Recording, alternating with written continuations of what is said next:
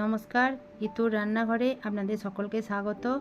আজকে জন্মাষ্টমীর মহালগ্নে আমি আজকে একটা গোপালের জন্য স্পেশাল তালের কেক বানালাম। সেই তালের কেকের যে রেসিপিটা সেটা আপনাদের সবাইকে শেয়ার করতে চাইছি বা সবাইকে জানাতে চাইছি কিভাবে এটা বানালাম। আর তালের সময় অবশ্যই বাড়িতে এটা বানাবেন। আমি এটা বানাতে কি নিয়েছি একবার দেখে নিন। প্রথমে নিয়েছি বড় 1 কাপ ময়দা, আর হাফ কাপ চিনি গুঁড়ো করে নিয়েছি, আর হাফ কাপ দুধ,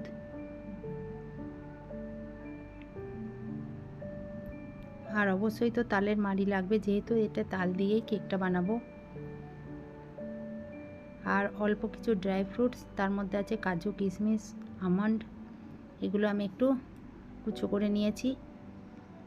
আর লাগবে ভিনিগার 1 টেবিল স্পুন,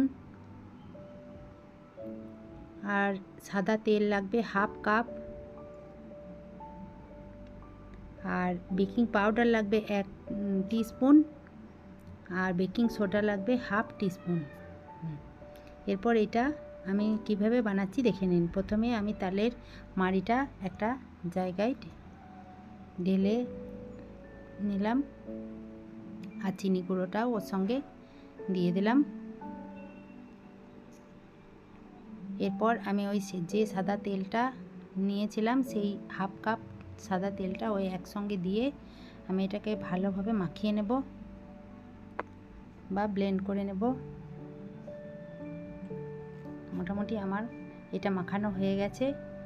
এরপর আমি একটা স্ট্রেনার নিয়ে এলাম। এরপর এর মধ্যে আমি ময়দাটা আর বেকিং পাউডার আর বেকিং সোডা এই সবগুলো একসঙ্গে আমি ভালো করে ঝেড়ে নেব, যাতে এর মধ্যে কোনো দলা না পাকিয়ে যায়। তার জন্য আমি এইভাবে একটু স্টেন করে নিলাম বা ছেঁকে নিলাম। এরপর আমি এইগুলোকে সুন্দর করে ব্লেন্ড করতে থাকবো। ব্লেন্ড করতে করতে টাইট হয়ে এলে এর মধ্যে আমি অল্প করে দুধ মেশাতে থাকবো। দুধ মিশিয়ে আমি সুন্দর একটা ভালো একটা ব্যাটার তৈরি করব, যেটা কেক তৈরি করার মতন। এই দুধ দিয়ে দিয়ে আমি অনেকটা নরম করে ফেলেছি, বেশ সুন্দর হয়ে গেছে।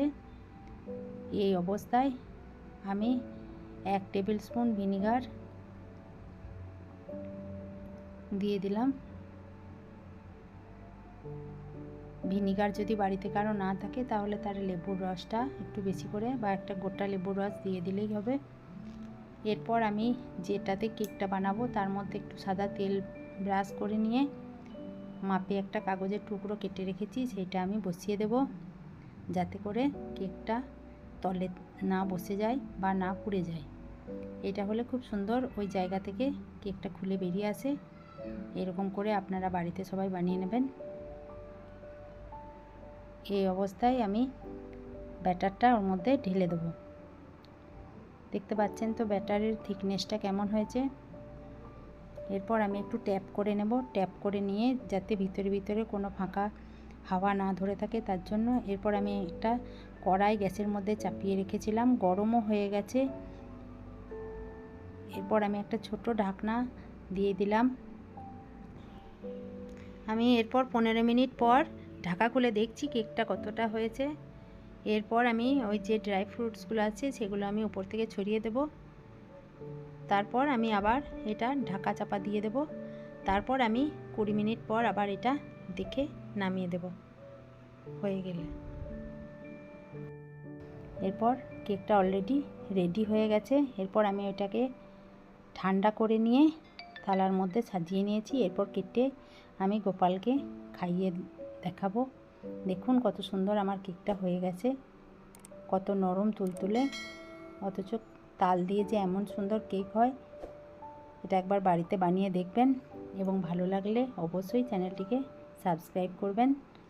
এবং আমার গোপাল বাড়িতে যাদের আছে তারা অবশ্যই গোপালকে এটা তালের সময় অবশ্যই খাওয়াবেন, এবং ভালো লাগলে ভিডিওটিকে একটু লাইক করে দেবেন।